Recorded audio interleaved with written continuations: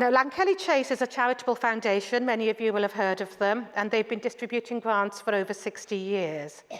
And it's been shifting its focus from addressing the problems caused by injustice to looking to see how we can address the causes of injustice. And the board decided just earlier this year, was it? Last year. Last year, that they could no longer operate following the traditional philanthropy model, and over the next 5 years they were going to dismantle and close down Lankelly Chase and distribute all of their assets, including the endowments and the resources. The decisions the organisations and the boards reach as they grapple with the colonial history of this nation and peoples may well be different for each of us, but we are connected in the here and now with the social, climate and economic crises and increasing injustices that we're seeing in this country and globally, and we're seeing how they're playing out in our communities. And you know, we have shifted relationships between funders and organisations in receipt of funding before. We did it very quickly in some ways during the COVID crisis, when funds were unrestricted and the trust was there that organisations would work to do the best for the communities they're in, and they work alongside. So it's not like this is the impossible, and it's not like there's one answer to this. There will be a number of journeys, a number of ways we can do it, and I think what we're keen to hear more about is not the decision that was made, but the process. How was it made, the impact, and what does it mean for Lankelly Chase as it goes forward? So I'm now going to hand over to Jess, who's going to take us through some of that journey and the factors which they considered on that journey. So Jess, over to you. I feel like I'm giving a lecture, slightly terrifying. Thank you for joining today.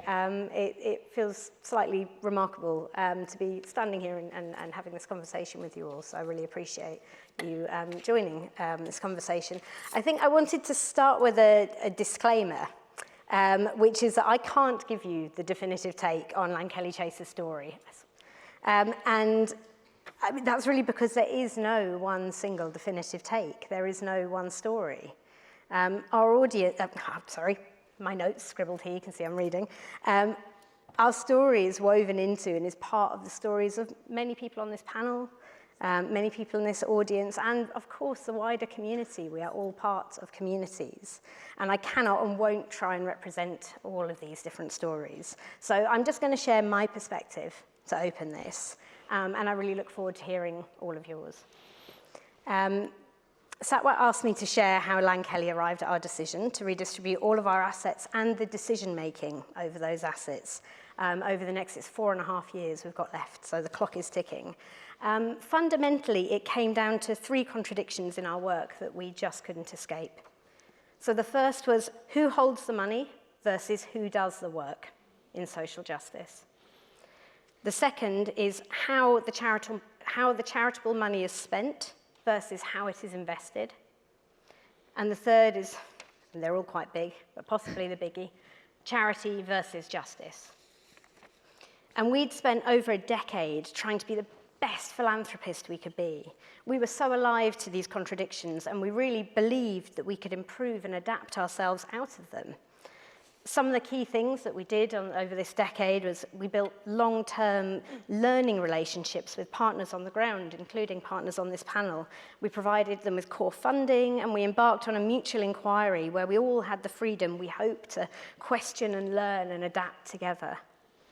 We innovated with funding itself, so we learned how to fund not just regulated charities, but also movements, groups of individuals, local authority innovators within statutory agencies, and of course community activists. And we used different funding models, from fiscal hosting to learning how to fund individuals, and many more. And we changed ourselves. We changed our governance model to bring decision makers from board level, decision making first from board level, then down to the staff, and then further to communities through participatory grant making and a whole host of other different methods. And so large parts of Lankelly Chase's budget is actually decided at community level now. And these were all great things, and things that we really do hope other funders try, and we encourage them to do this as well. And they improved our model of philanthropy. We really think they did. But they probably didn't touch those central contradictions. Devolving decisions to community through participatory grant making is brilliant and moves money closer to those doing the work. But it's still a charity model and not a justice one. It's still Lankelly holding the ultimate decision-making power and inviting people in. Our money is still invested in extractive capital markets. As part of our work to change our governance model, just before the pandemic, so kind of 2019, 2020, Lankelly totally changed its board of trustees. And our board is now staffed by exceptional individuals. The previous board, by the way, I should say, were also exceptional individuals. But this, in case any of you are here and many friends, but this current group all have deep lived and learned experience of systems of oppression. And it was this board that really was the kind of final factor in our change. So from their position of being deeply accountable beyond Lankelly Chase to broader communities also experiencing oppression and being active in different ways to challenge this, they could see what potentially the staff, me included, were finding hard to see, which is that we could never improve our ways out of these contradictions because they are in philanthropy's DNA. They are philanthropy. And so for us, with this realization, it means that our position is untenable. There are other, more effective ways of funding social justice work, we think, and we are redistributing our assets, our knowledge, our networks, our people and our endowment to help these ways develop. And I'll finish by saying that we're not suggesting that all funders should do the same as Lankelly Chase and redistribute everything. But we do think that we all need to know that these contradictions exist and we can't ignore them. As a sector, we need to see them, to acknowledge them, to grapple with them, and to find answers to the real questions that they pose. And this is our answer. Thank you. Thank you. Thank you, Jess. There was so much in that. There are so many things I want to ask you, but I'm not going to use Chair's prerogative to take up the whole session. I'm going to come to each of our panellists first, just for a couple of minutes of reflections of what you've heard, and then we'll open it up for comments and questions from the floor and hope to have a conversation. Not just about what Lankelly Chase have done, but how things are in Scotland, what types of changes we'd want to be seeing here, full stop, etc. So I'm going to start off by going to Charlotte first. I was worried you'd say that. Hello. Hello. Sorry, I'd introduced this way, so I thought I'll go this way. That's completely thrown me. So, Jess, thank you so much for coming for a start. It's amazing to have somebody like Lankelly Chase talking about the decision so openly as well. I'm going to take two elements from your introduction. One of them, you said it's still ultimately Lankelly Chase holding the decision-making power and inviting other people in. And the second is about the money still being invested in extractive capital markets. I'm going to take them in reverse order, if that's okay. So I'm a Trust and Foundations manager for Dogs Trust, but I've worked for the last couple of decades for a lot of different organisations in Scotland, primarily as Trust and Foundations fundraiser, but also I've worked with corporate and individual giving. And I think this just shows maybe a little bit of it's not laziness, but in Trust and Foundations, I've always tended to think that the job of ethical fundraising has been done for me. So if a foundation sits on Oscar or it sits with a charity commission, that's great. You know, that money is pure philanthropy. And now we're starting to see through decisions like this that there is no such thing. There's nothing pure about philanthropy, however good the will is behind it. And so I think that's a really interesting conversation to have opened up. Having worked with corporates and individuals before, we're always used to going in and doing sort of due diligence and thinking, well, what's the return on investment in terms of what my charity is going to give in return for the money, or where the money has originally come from and how does that impact our charitable vision, and maybe thinking about it a little bit less with Trust and Foundations. So that's, I think, a bit of a call to my sector and my area of work to be as diligent with that form of fundraising and to open up these conversations with funders like you to reach those kind of decisions. It feels like a really new area, therefore, to us to look at that. What if philanthropy itself is flawed. That's a really interesting idea, isn't it? We think about that kind of gift exchange versus pure philanthropy idea. You know, at one end you've got sales where you get something in return, or somebody is getting something in return for their money, and you think of philanthropy as just being a purely generous gift on behalf of someone to someone else to do something amazing with. But there's that power dynamic in there, which is a very uncomfortable conversation.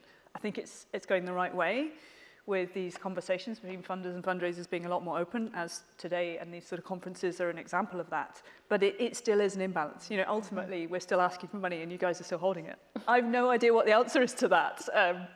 Thought it through. Social enterprise is great. It's not open to all of us. Sales isn't open to all of us.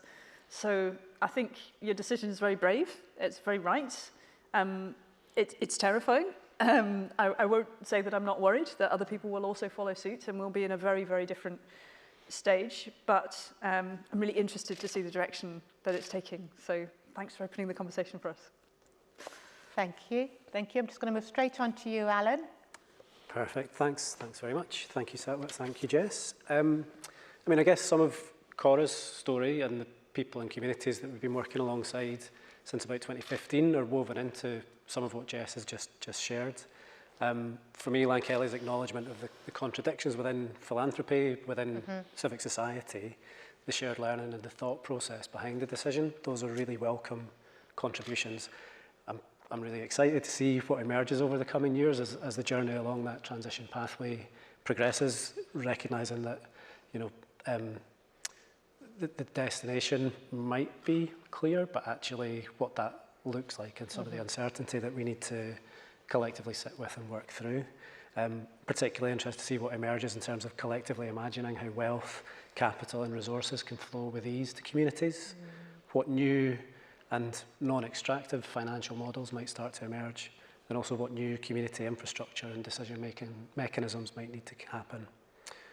So back in 2014, the catalyst for Cora's place-based work was a recognition that our funding and those from other trusts and foundations wasn't reaching all communities, and that we would need to do something different in terms of how our power, wealth and resources were used.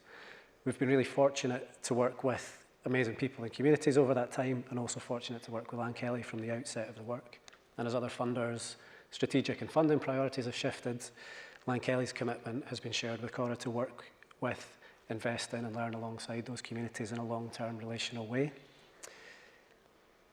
7 years into the work, there's real emerging community leadership, there's real growing community participation, there's a much stronger sense of voice from communities connecting in with and influencing and informing how local and wider decisions are made and how resources are allocated. It gives me real hope and recognise that those are actually really key conditions, I think, if the long-term resourcing in different ways for communities is going to be achieved. Those are the kind of foundations that are essential. And I think the decision and the conversations more broadly have, you know, surfaced some really interesting tensions. Cora occupies, I think, quite a dynamic space. It requires us to hold some of those creative tensions. So we're both a funder and a funded organisation. We hold power, we try to acknowledge that, and we try to encourage others to share power more equitably. We work within existing systems whilst also trying to kind of collectively imagine and build better ones for the future. We know long-term funding in new ways is required, and I think we're quite good at supporting that, but also recognise that we and other funders are not all there yet. And I suppose also our investments are ethically invested and carefully managed, but those are still within, you know, existing mainstream markets.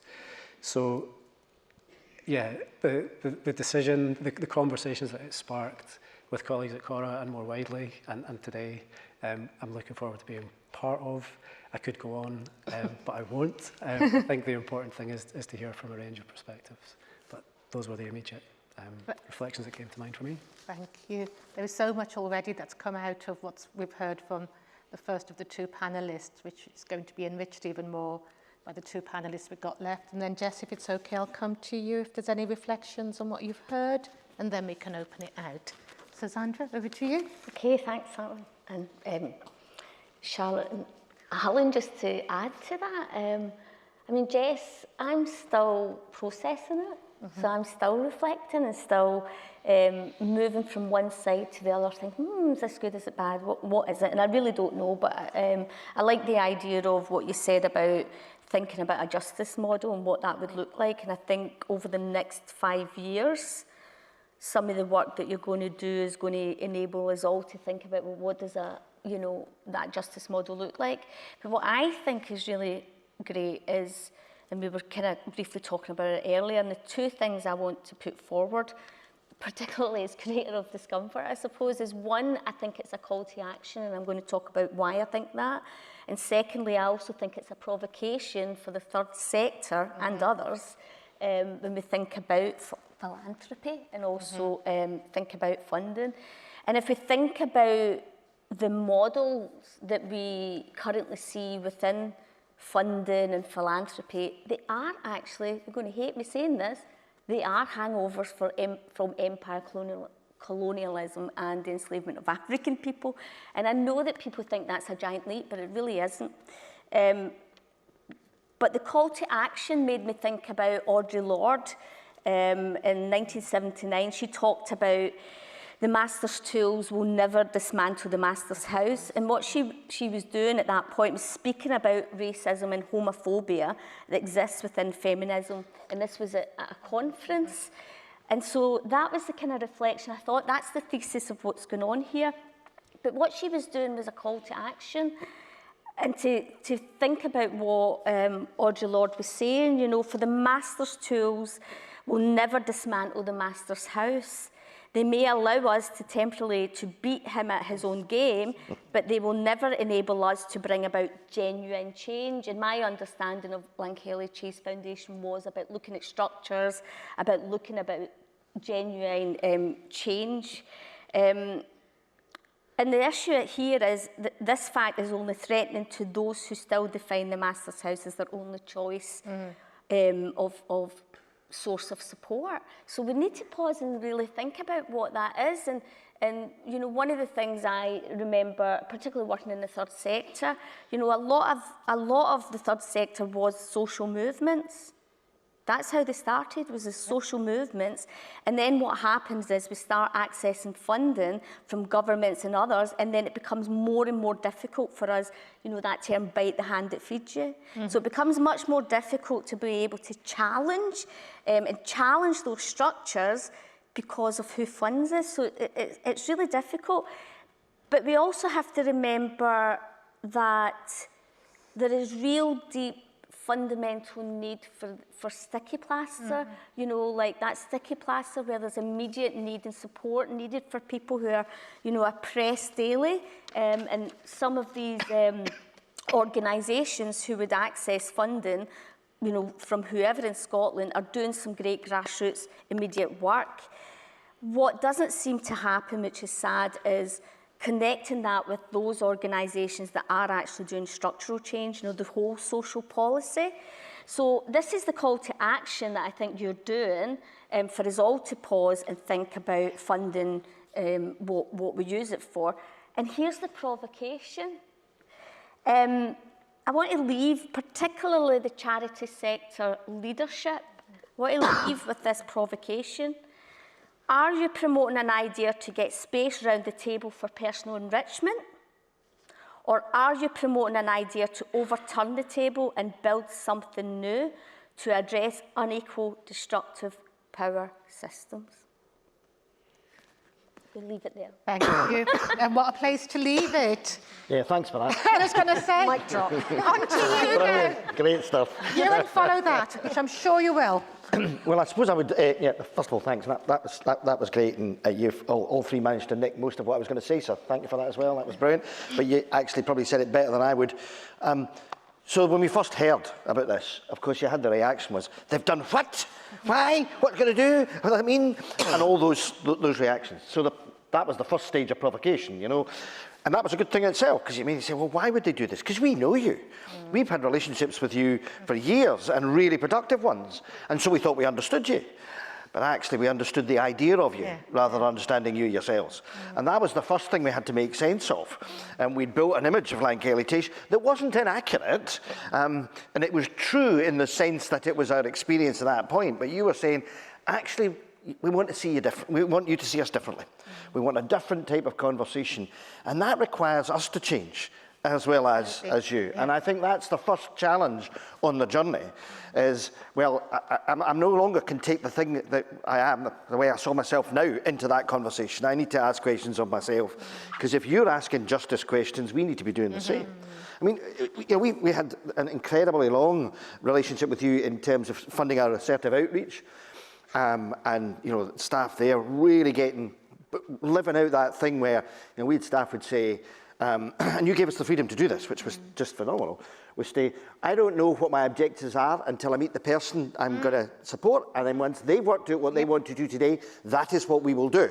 And I will do what it is they want me to do so that they can decide how they receive the help they want. And that's phenomenal. And we really worked hard at that and built that, to try to build that through our organisation, and that came from that relationship. And that was a good thing. But I'm not sure it's still turned over the table, to be absolutely honest.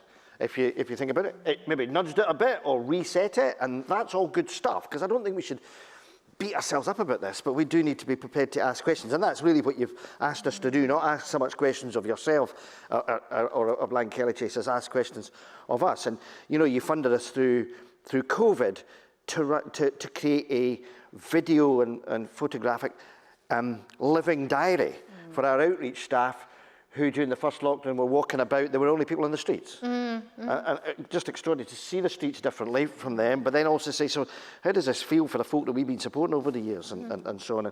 And again, it was, let's try and see things differently, and we were having a space to do, and we were in a position to do that because of the things you had done for us, but you still are asking more questions of us. And I think that's the really scary and exciting thing that we're getting into. The question is, how far are we willing to go? I have, over the years, usually taken the General Booth approach to fundraising, which is, he was the founder of the Salvation Army, give me dirty money and I'll make it clean. So it's not what it came for, it's what you do with it. Now that's partly because I'm largely a pragmatist, and you know, that's who I am. I'm now having to ask questions about that too. Because we need to be saying, is it in working for what we would see as building justice, perpetuating an injustice means that that's no longer of value? Or what is the value judgment between those two things? And that thing about capital, we've just taken investment of 8 million quid that's being invested by folk who are doing ethical investment and a bond to buy 30 houses in Edinburgh, literally. I mean, we're literally getting keys for them today, for women who experience domestic abuse, because the housing market in Edinburgh is shot to bits. Absolutely. That's the politest way I can call it. And we need to do something. And it's the stick and plaster thing. And so we've got this, and because that's funded in such a way, I could take the risk of doing it because they're dealing with the money and I'm dealing with the support, and that works for us, and that is philanthropists doing capital different, and we're able to do something we wouldn't do before. But how deeply have I dug into that? And am I perpetuating a system at the same time as providing a response to a real need right now? And those are those contradictions that we need to be prepared to dig into. And it'll leave us with a lot of uncertainty and ambiguity, and we're not very good at that. We like certainty, we like to know where we're going. And I think one of the things we're really going to have to learn on this journey is to live with uncertainty, and I think many of us find it the biggest discomfort of all. Absolutely, absolutely. It's a journey started without a destination known, isn't it? And that is quite challenging. Thank you for that from the panellists. I thought that was a really interesting range of views and perspectives we've got there in terms of some of the uncertainty created around if a similar journey is embarked on by others. What does it mean for those of us who are still involved in trying to provide sticking plasters? How important it is to work with the issues affecting communities in the here and now and do what we can, at the same time as looking to see how we can work towards that structural change that's going to mean those situations won't arise for the families and the people we're working with now. There were challenges presented to us as third sector organisations about where do we take our money from and what do we do, and do we do money laundering or not? Love that phrase. Challenges to funders about how far are you prepared to go. We all know the language of co-production, we all know the language of co-design, we all know the language of power sharing, but are we doing it and are we prepared to do it? And do we know that that's going to create a situation where, and I don't know another way of putting this, those who've been winning up until now may start to lose out, because this is about shifting the balance. It's about addressing injustices. You know, that's discomfort. How do we live with that, and what do we do about that? And I could go on. There was so much in what you said, but I do think there is something about what is the future for philanthropy. I mean, the very origins of philanthropy, as you said, Sandra, where they came from, aligned with the fact that they arose at the time of industrial capitalism as well. It was a way of people making loads of money, make sure that they had the workforce they needed, fed, and just healthy enough to carry on working for them. So there were all these things that we consider. That history is behind us and shapes the way things are now, but it shouldn't shape how things are. That's for us to use history differently in the ways Andrew's described to be able to move on. So that's what I've taken from it as some of the key points. And I'll just hand over to you now. I'll show you the time as well. Oh my, we haven't got long left, but you've got 2 minutes then. Yeah. I don't have a watch, this is my timekeeper. I'll be super quick. Yeah. Because let's open it up. And it was like just to thank you. To note a couple of things that I think I missed is that one, I want to make sure that I cite fully the different people and thinkers who have influenced us, and several came up here, one being the people we have worked with, so Oscar and his asking of questions, the outreach worker who Ewan mentioned, asked those same questions to us that he asked to the people who were experiencing homelessness. He was as forensic in his questions to us always, and I have sat there with him while he asked me every question, and it is Oscar and the privilege we've had with these different people we've worked with who challenged us and provided us accountability, so I really must credit them as we couldn't see ourselves and they helped us to. And then also you picked up Audre Lorde and these thinkers who have shaped the Masters Tools and Masters Household has driven this, it has shaped us. We have for a long time, we've got that up in our office and we've thought about it and thought, like, can we are still using the same tools, but we thought it would be okay. And we also applied it out in the sector and maybe not so much on ourselves. We were like, well, we need systems change and everyone's got to do changing, but we didn't look quite at what that meant for ourselves. And I have to credit that we have some friends at a thing called the Transition Resource Circle, and they've talked about the ontological shift needed, which is still a phrase I don't feel entirely comfortable saying. It sounds incredibly grand, but just the total shift that is needed to create something different. And that's what we are now trying to embody, and embody fully, which means a total shift in who we are and how we are in every way. In order to allow something new to emerge, we don't think we can build it from what is already here. I wanted to just pick up on that point about potential for harm and the important work that we talk about sticking plasters as though they don't matter, when in fact they're what's holding everything together. And we are deeply aware of the potential for harm of Lankelly Chase ending. That is something that has been said to us by many of the partners we've worked with, like, well, what's going to happen to us? And there probably isn't a satisfying answer other than to say we are aware of that. We know that we are trying to do this as carefully with a time frame as much as possible to provide support. And at some point we have to be raising that question of why is this all held together with sticking plasters? And to do that in the most careful way possible, but to say there is something about the resourcing of social justice that isn't working here, and the money needs to flow better. And then finally, just to note, I hope that's evident, but to note the privilege that we are aware we've had to turn that table over. Like, so many people are doing such vital work and they are not in a position to turn that table over because they do not have the privilege that we have.